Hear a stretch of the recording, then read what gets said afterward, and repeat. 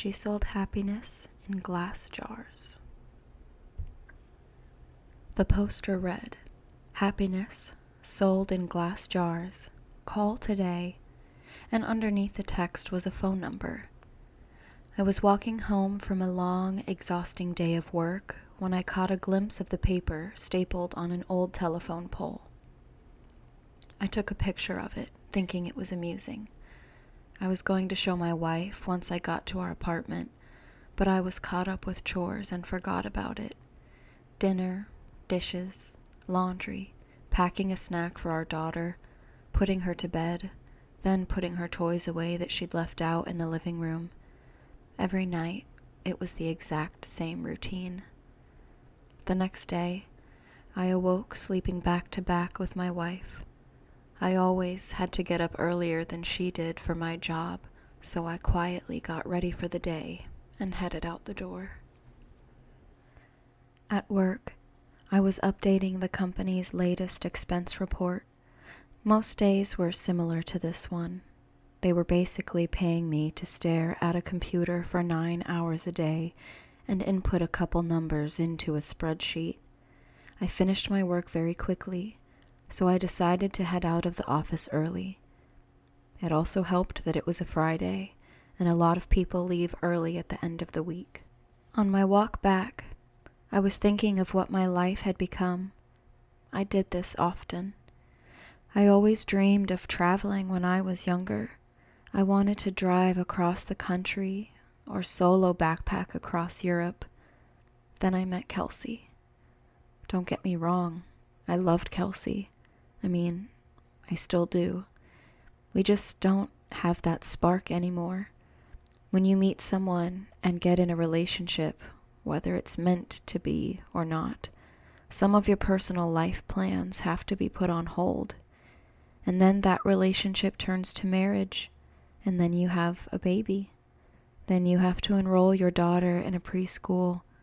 Then you have to get a better paying job and work more hours and blah, blah, blah. I'm not trying to throw a pity party for myself. I'm just saying I wasn't exactly content with where I was in my life. I wouldn't have referred to myself as a happy person. As I took the same route home that I did every day to work and back, I walked by the same poster I had passed the day before. I don't know why. I really don't. But I decided to call the number. I figured it would be some joke. Maybe someone just picks up and says, "I love you," on the other end and hangs up. Or maybe it's a line to a sex worker. I had no idea what to expect. I called. It only rang once before someone picked up. "Hello?" a woman said. Hi. I'm calling about your poster, your ad." "Oh, awesome," she said calmly. "When do you want to pick it up?" "Pick what up?" "The jar," she said, like it was the most obvious thing in the world. "Oh, of course. I realized then that I had left work early without telling Kelsey, so I could just go pick it up now and she'd be none the wiser. What exactly is it that you're selling?" "I just told you. It's happiness in a glass jar, like the poster said. Happiness keeps best in glass jars. They're more durable than, say, a plastic bag." Okay. Should we meet somewhere?" "For sure. I don't want you to end up being a creep or something. So let's go to a public place." The public place we decided on was a Starbucks parking lot a little over a mile from me. Now, I didn't think I was really going to be buying a jar of happiness or whatever. I was 99% sure she was going to sell me drugs. Maybe heroin would be in the jar. I remember thinking, oh no, happiness is probably a nickname for some street drug and I'm going to a drug deal. What if she's a cop? Am I going to be arrested? but something inside me told me to keep walking, and so I did. I stood outside and texted her. I'm here. Cool. Be there in a sec. What are you driving? Silver Camry. And as her final text came through, I saw her car pull in. She took a spot not too far from where I stood. I could see there was no one else in the car, which put my kidnapping fear to rest. She opened her door and stood on the pavement, looking around until her eyes met mine. I gave her a little nod of acknowledgement. She simply responded by waving her hand, gesturing for me to come over to her car. So I did. She was young, maybe mid-20s, with curly golden hair. Her skin was pale and contrasted with the all-black outfit she was wearing. I thought she looked like Glinda the Good Witch from The Wizard of Oz had put on the Wicked Witch's clothes. Nice day out, she said in a greeting. Oh, yeah, it is. Hadn't really paid attention to it. You were the one that called about the jar, right? Yeah, that was me. Cool. Well, here you go. She handed me a very small glass mason jar. It couldn't have been more than 2 inches tall. Inside of it was a light. Not a light bulb. Just light. It was like someone bottled up sunshine. It glowed even in the midday afternoon daylight. It looked like a tiny sun or a tiny universe existed in this little crystal-walled home. I was admiring it with no attempt to hide the awe on my face. Pretty rad, isn't it? What is it? You've asked that like 3 different times, I think.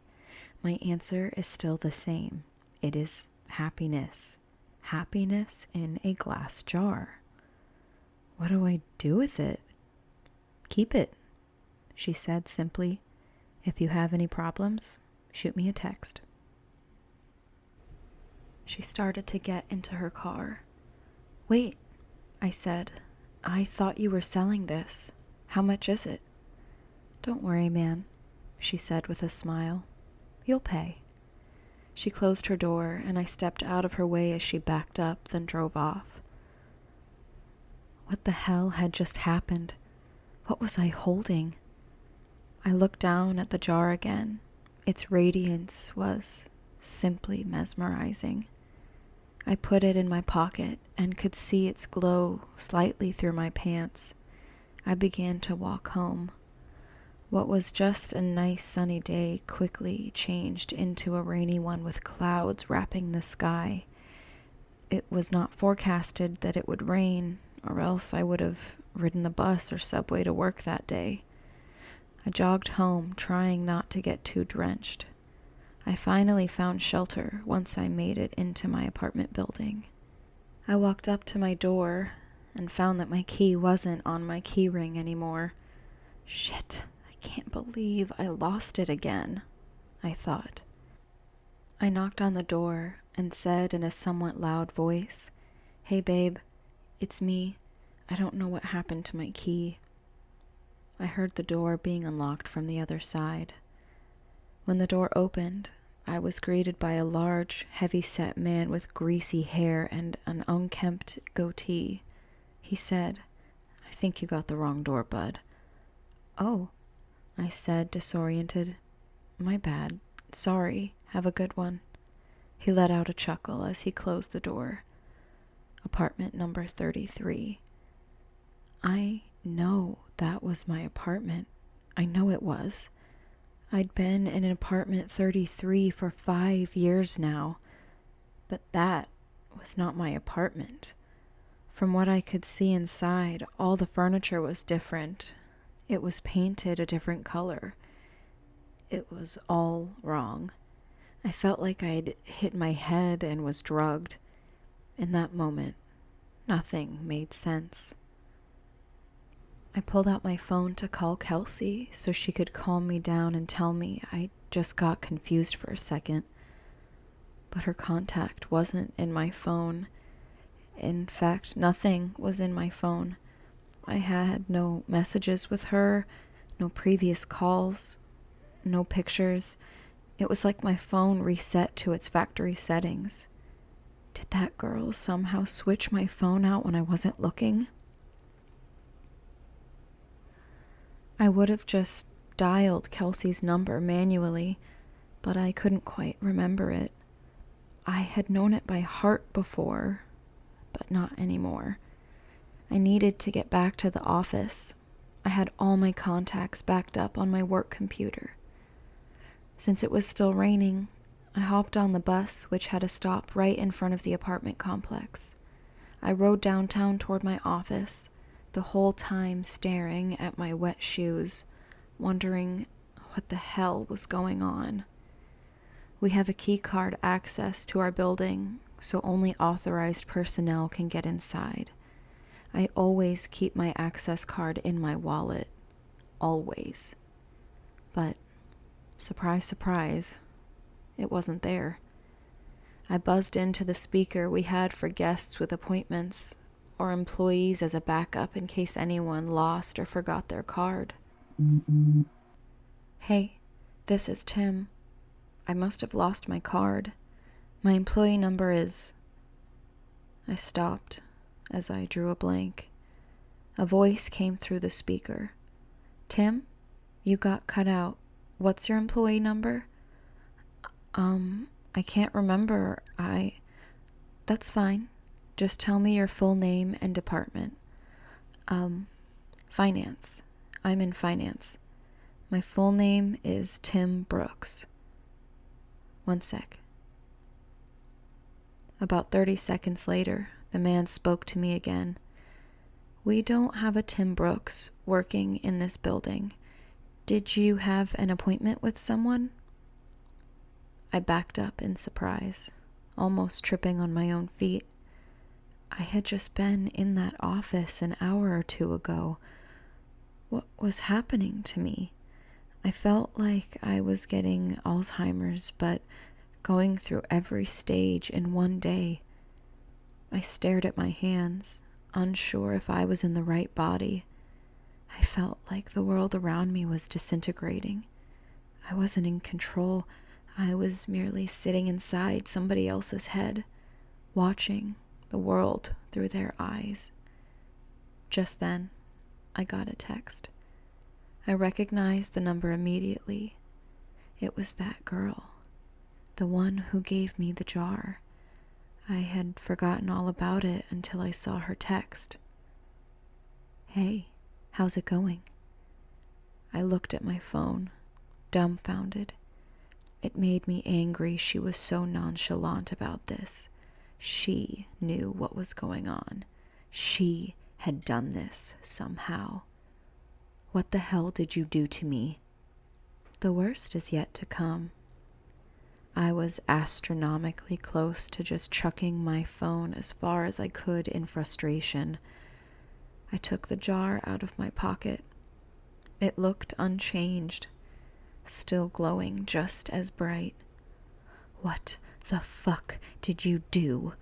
I yelled at the jar, realizing I probably looked like a lunatic. As I stared at its glistening glass, I realized something. I didn't know what my wife's face looked like anymore. I knew her name. Well, I know it started with a K, or maybe a C. I couldn't picture her in my mind. I knew I had a wife. I knew I did.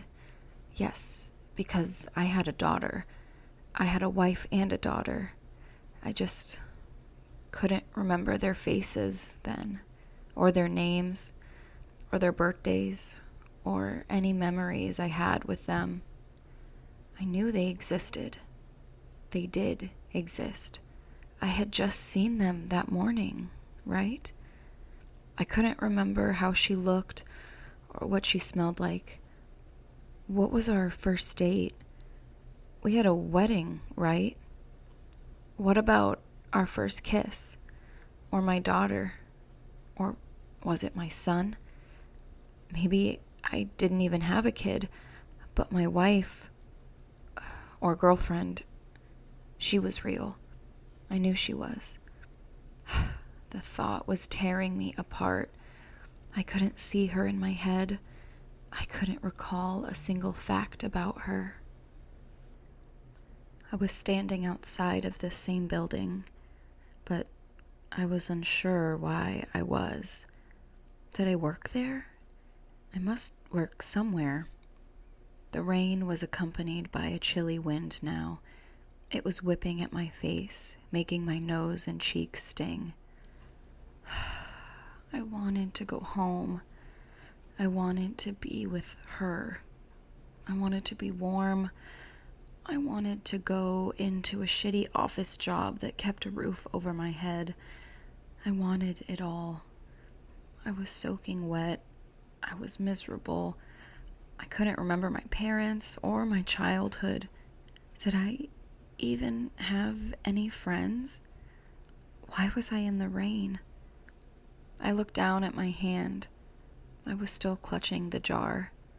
The only memory of my entire life I could concretely remember was that girl giving it to me, telling me it was happiness. It did not bring happiness. It brought pain. It brought suffering.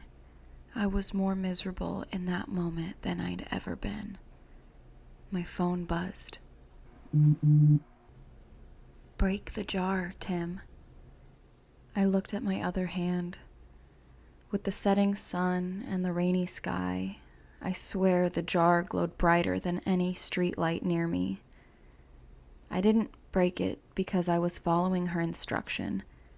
I broke it because I was angry. I broke it because I was upset. I needed a release. I raised my arm above my head and brought it down with one swift motion, shattering the jar on the concrete beneath my feet. That dark, chilly air accompanying the rain spread away like it was the shockwave of a bomb going off, and I was at the epicenter. I saw the warm yellow light from inside the jar spread rapidly across the ground and descend into the sky. It was as if I was watching the beginnings of the universe being created. Like God had just snapped his fingers and said, "Let there be light." I was engulfed in it. I could no longer see street or rain or anything dark.